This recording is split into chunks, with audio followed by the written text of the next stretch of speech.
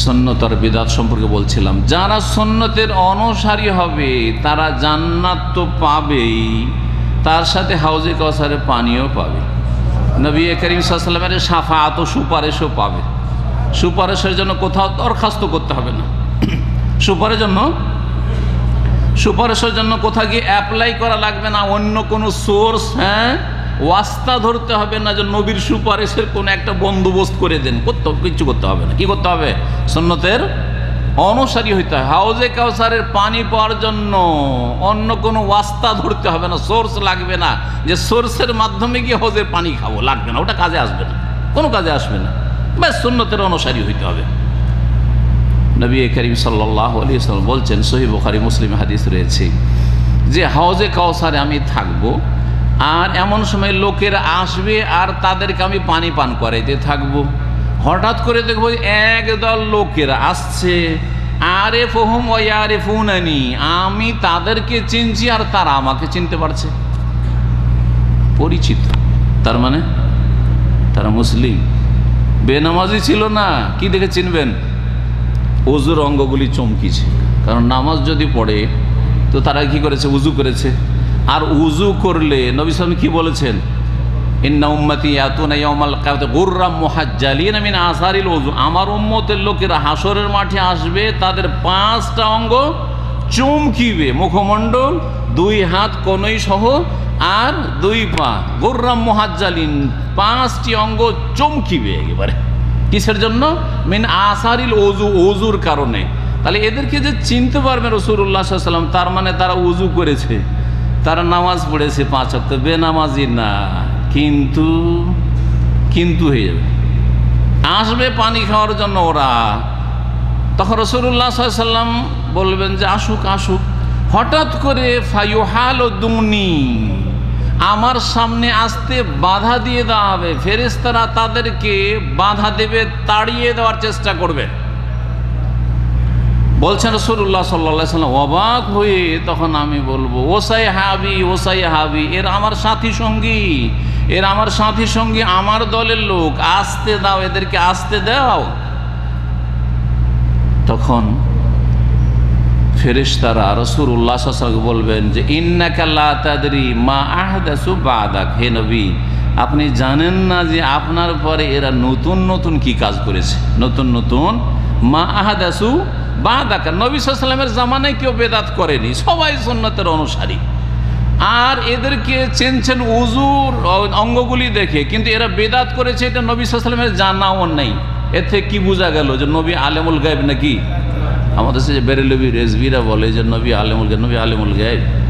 গায়বী যদি জানতো তো জানাই আছে, তা আবার কেন বলবেন যে আসতে দেন আসতে দেন? কথাটা বলা যুক্তিসঙ্গত হচ্ছে? আচ্ছা, যদি তাই হয় তাহলে ফেরেশতাদের আকীদা সহিহ না? ওরাও ওয়াহাবী ছিল নাকি? আমাদের দেশে বিদাতিরা যারাই সুন্নতের অনুসারী, সৌদি আরবকে ওয়াহাবী বলে, আর আমাদের দেশে যারা সহিহ আকীদার লোক, সুন্নতের অনুসারী, তাদেরকে কি বলে? ওয়াহাবী বলে। আপনি সহিহ তরিকায় যদি দেশে গিয়ে নামাজ পড়ে বলে দেখো, সৌদি আরব থেকে ওয়াহাবী হয়ে চলে এসছে, তাই না? ওয়াহাবী হয়ে চলে এসছে। তো ফেরেশতারা কি ছিলেন? আমাদের দেশের মুসলিমরা, বেদাতিরা মুসলিমদেরকে 2 ভাগে ভাগ করে, সুন্নি আর ওয়াহাবী। সুন্নি আর যারা যত বেশি বেদাত করতে পারে আর কবর মাজার পূজা করতে পারে, পীর ধরতে পারে, তারা হচ্ছে সুন্নি। আর যারা কবর মাজার পূজা আর পীর ধরা আর বেদাত করার বিরোধিতা করে, সুন্নত আর তাওহীদের দিকে ডাক দেয়, তাদেরকে কি বলে? ওয়াহাবী বলে। কথা বুঝতে পেরেছেন না? ভালো করে বুঝে নেন যে ওয়াহাবিটা কি জিনিস, এই সহজ ভাষায় বুঝিয়ে দিলাম। কোরআন হাদিসের দলিলের কথা বলেন, আপনার একটা উপাধি টাইটেল দিয়ে দিবে যে তুই ওয়াহাবি হয়ে গেছিস, তুই মাজারের বিরুদ্ধে বলছিস, মাজার পূজা করতে হবে না, মাজারে যেতে হবে না, মাজারে খাসি মোরগ জবাই করতে হবে না, ওলি আউলিয়া মরে গেছে, এত বড় বেয়াদবি কথা বলছে, তুই ওয়াহাবি হয়ে গেছিস। নবী করিম সাল্লাল্লাহু আলাইহি ওয়াসাল্লাম যদি বললেন যে আসতে দাও, তো ফেরেশতারা সই আকীদার না? তারাও ভুল আকীদার। তারা সুন্নি না ওয়াহাবী? বলেন তো দেখি।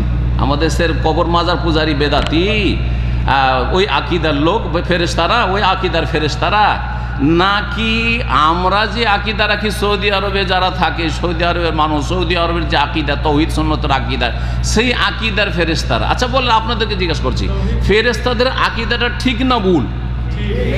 ফেরেশতারা আমাদের চেয়ে বেশি আল্লাহ সম্পর্কে, রসুল সম্পর্কে জানে কি জানে না? হ্যাঁ, তাহলে ফেরেশতারা কি বলছেন নবীকে? বলছে ইন্নাকা লা তাদরি, হে নবী আপনি জানেন না, মানে আপনি আলেমুল গায়ব নন। যদি ফেরেশতারা জানতেন যে নবী তো আলেমুল গায়ব, সব তো জানছেন যে নবীর ইন্তেকালের পরে, চলে যাওয়ার পরে এরা এইসব কাজগুলি করেছে, তাহলে বলতেন যে ইয়া রাসূলুল্লাহ, হে মুহাম্মদ সাল্লাল্লাহু আলাইহি ওয়াসাল্লাম, আপনি তো জানেন যে পরে এরা মিলাদ করেছে, বেদাত করেছে, এরা মাজার ধরেছে, পীর ধরেছে, সুতরাং এদেরকে পানি দেওয়া হবে না। আপনি তো জানেন, এ কথা বলতেন। কেন বলছে আপনি জানেন না? ইন্নাকা লা তাদরি, আপনি জানেন না। তাহলে বোঝা গেল যে ফেরেশতার আকীদাও হচ্ছে যে নবী আলেমুল গায়ব নন। নবী চোখের আড়ালের কথা জানেন না। নবী ইন্তেকালের পরে দুনিয়ার কি হচ্ছে কোনো খোঁজ খবর রাখেন না, চলে গেছেন দুনিয়া থেকে। কথা বোঝা গেছে? তার উম্মতের লোকেরা কে নামাজ পড়ছে না পড়ছে, কে সুন্নত করছে বেদাত করছে, কে শবে কাদার করছে, কে শবে বরাতের হালুয়া রুটি খাচ্ছে, কিচ্ছু জানেন না নবী সাল্লাল্লাহু আলাইহি ওয়াসাল্লাম। হ্যাঁ, এই জন্য তো বলবেন যে আসতে দাও, আসতে দাও, আমার সাথীর সঙ্গে আসতে দাও, ওদেরকে পানি খাওয়াই, একটু হাউজে কাউসারের পানি খাওয়াই, পিপাসা লেগেছে ওদেরকে। ফেরেশতার ইন্নাকা লা তাদরি, আরে আপনি জানেন না ইয়া রাসূলুল্লাহ, মা আহদাসু বাদাকা, আপনার দুনিয়া থেকে বিদায়ের পরে এরা কি নতুন নতুন বিদাত করেছে। ফাকুলু, নবী সাল্লাল্লাহু আলাইহি ওয়াসাল্লাম বলছেন, আমি তখন বলবো সোহকান সোহকান লেমান গায়্যারা বাদি, দূর হয়ে যাক, দূর হয়ে যাক, তাড়িয়ে দাও, তাড়িয়ে দাও ওদেরকে এখান থেকে, যারা আমার পরে দিনকে পরিবর্তন করে দিয়েছে, দিনকে পরিবর্তন করে দিয়েছে। আমার ছেড়ে যাওয়া দিন ছিল একটি রাত মাত্র, লাইলাতুল কাদার, আর ওরা লাইলাতুল কাদারের জায়গায় কি করেছে? দ্বিতীয় হচ্ছে শবে বারাত, শবে কাদার, 2 নম্বরে শবে বারাত, 3 নম্বরে শবে মেরাজ, এগুলো নফল পড়তে হবে। হ্যাঁ, আমার আদর্শ ছিল দুটো ঈদ, ঈদুল ফিতর, ঈদুল আজহা, আর এরা পরে করেছে তৃতীয় সবচেয়ে বড় ঈদ হচ্ছে ঈদে মিলাদুন নবী। হ্যাঁ জি, কথা বোঝা গেছে না? সোহকান সোহকান, দূর হয়ে যাক, তাড়িয়ে দাও লেমান গাইয়ারা বাদি, যারা আমার পরে দিনকে বদলে দিয়েছে। তাহলে বোঝা গেল যে যারা সুন্নতের অনুসারী নয়, বেদাত করবে, তারা মরার পরে যে কত ধাক্কা খাবে, কবরে যে কি আযাব হবে, তারপরে হাসরের মাঠে, কবরেও শাস্তি হয়ে কাফারা হয়নি, হাসরের মাঠে গিয়ে হাউজে কাউসারেরও পানি পাবে না।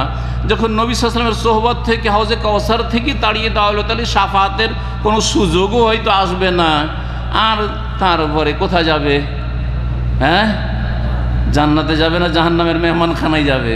জাহান্নামের মেহমানখানায় যেতে হবে। জি হ্যাঁ, এই জন্য যারা অস্বীকারী তারা জাহান্নামে যাবে, আবা পার্টিরা জাহান্নামে যাবে। আর যারা মান আতানি, নবীকে মানবে, তারা দাখালাল জান্নাত, সবাই জান্নাতে যাবে। আল্লাহ যেন আমাদেরকে নবী করিম সাল্লাল্লাহু আলাইহি ওয়াসাল্লাম মানার তৌফিক দান করেন।